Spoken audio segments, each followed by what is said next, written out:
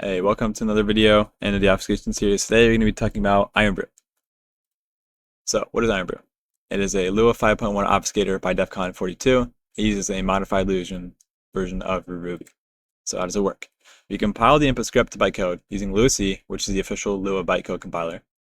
Then we deserialize and modify that bytecode, and then serialize using a custom format and compress.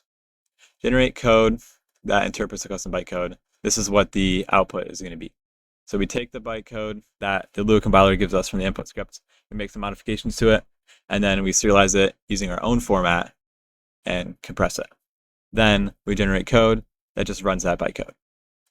So what does an Ironbrew output look like? It looks like we're going to decompress the bytecode string that we'll just implant directly into the file, and then we'll use a stripped down Ruby that works with Ironbrew's bytecode format. Then we wrap the main chunk and call with ... So chunk is just the proto, and then ... is for arg. So what are some differences in Lua 5.1 bytecode versus Ironbrew bytecode? Well, Ironbrew is usually compressed. It's compressed like 90% of the time. It just depends on the settings. Ironbrew is smaller. The bytecode has no debug information, no header, less part information, etc. Minus the fact that it's compressed, it is generally smaller.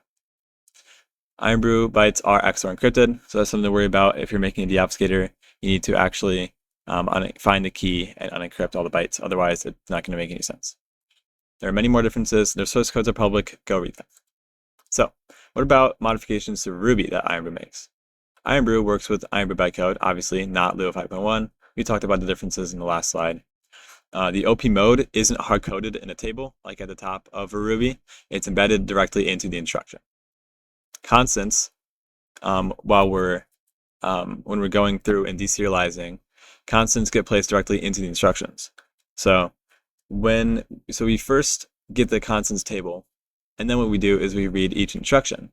And if the instruction values a constant, and we take that constant value and put it directly into the instruction, which allows you to not have to index the instruction or the constant table ever again in the VM loop. Another thing is that Ironbrew dynamically outputs OP code bodies. So Ruby will have every single OP code body in the script, but an Ironbrew output will only have the OP code that it actually uses. And it'll also have duplicates sometimes.